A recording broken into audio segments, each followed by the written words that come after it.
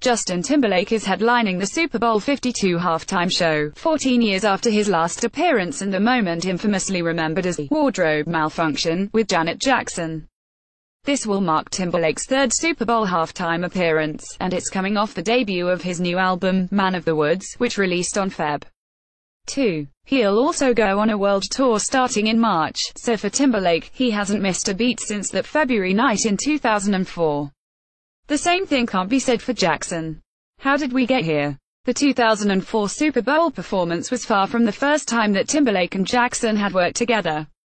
In fact, up until the wardrobe malfunction they were quite close for all intents and purposes. While Timberlake was a member of NSYNC, the boy band opened up for Jackson on the Velvet Rope Tour in 1998. It was NSYNC's first American tour in front such of a large audience. In 2001, NSYNC contributed to Jackson's MTV Icon Tribute Night, recreating the music video of her hit, That's the Way Love Goes. In 2002, Timberlake went SAT, leaving the boy band and releasing his debut album, Justified. On that album, Jackson lent her vocals on the song, and she said Take Me Now. Timberlake and Jackson were not strangers in 2004. So what exactly happened during the halftime show? You may not remember this, but Kid Rock, Nelly, and Diddy all performed before Jackson ever took the stage. Kid Rock actually performed in a cut-off American flag poncho, which offended some viewers, and then Nelly and Diddy had their fair share of suggestive dancing which also set off audiences. Jackson capped the event, performing All For You to start her portion of show and finished with Rhythm Nation. What happened next was Timberlake's surprise closing number where he was to sing Rock Your Body off his debut album. Jackson stayed on the stage after her portion, performing the duet with Timberlake. It wasn't until the very last line of the song where Timberlake sings, I'm gonna have you naked by the end of this song, that things went wrong.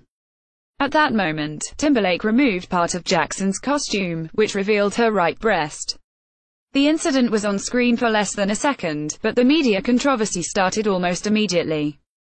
What was supposed to happen? The stories changed and grew as the days went on, with no one really wanting to take blame.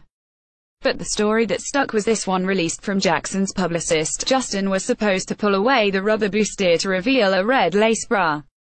The garment collapsed and her breast was accidentally revealed. MTV tried to get as far away from the incident as it possibly could. The tearing of Janet Jackson's costume was unrehearsed, unplanned, completely unintentional and was inconsistent with assurances we had about the content of the performance. In the end, Jackson took all of the blame, and Timberlake got none of it even though it was Timberlake's song and lyrics. It was Jackson who received all of the public backlash and took the biggest public hit from the incident. And that's before mentioning he was the one who physically removed the clothing from Jackson's body. After the event, Timberlake told Access Hollywood, Hey man, we love giving you all something to talk about. Meanwhile, Jackson was forced to release a written statement and a video apology. The decision to have a costume reveal at the end of my halftime show performance was made after final rehearsals. MTV was completely unaware of it. It was not my intention that it go as far as it did. I apologize to anyone offended, including the audience, MTV, CBS and the NFL. Jackson was also not allowed to attend the Grammy Awards the following month, while Timberlake was not only allowed to attend, he was asked to perform.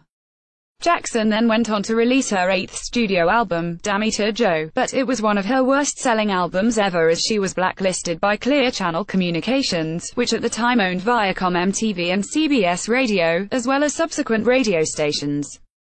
That made it virtually impossible for Jackson to promote her album, singles, and music videos. Jackson was also supposed to star in a movie produced by ABC but was forced to resign. Even Mickey Mouse got involved. There was a statue of the Disney icon wearing Jackson's Rhythm Nation at Disney World, but the park removed it after the performance. Timberlake was not blacklisted or asked to resign from anything.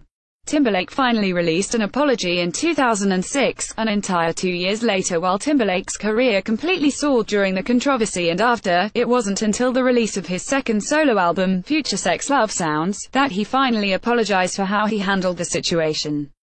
In an interview with MTV, he said the following, In my honest opinion now, I could have handled it better. I'm part of a community that consider themselves artists.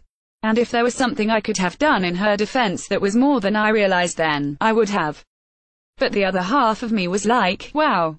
We still haven't found the weapons of mass destruction and everybody cares about this. I probably got 10% of the blame, and that says something about society. I think that America's harsher on women. And I think that America is, you know, unfairly harsh on ethnic people. So what is Timberlake saying about it now? Timberlake said in his Super Bowl press conference that no, Janet will not be performing with him. He's also said that he and Jackson have since made up, in an interview with Zane Lowe, admitting he could have handled the situation much better. I don't know that a lot of people know that he and Janet are on good terms. I don't think it's my job to do that because you value the relationships that you do have with people. Okay, so was the stunt on purpose or not? Neither party really confirms or denies anything at this point. It seems like it was most definitely planned, but 14 years later no one wants to actually say it out loud. The most telling piece of evidence to me is the tattoo artist who sold the Sunburst shield to Jackson's stylist. He recently told USA Today the following about his encounter with Jackson's team leading up to the Super Bowl. At the end of it, while we were talking, he was like, okay, watch the halftime show. There's going to be a surprise at the end. I had a pair of them. I still have the other one, believe it or not. They only purchased one. I was kind of happy to get rid of it. How to watch the Super Bowl halftime show when Feb. 4 around 8:30 p.m. ET where US Bank Stadium, Minneapolis TV NBC Online NBC Sports Fubo TV. The first Super Bowl halftime show had jetpacks.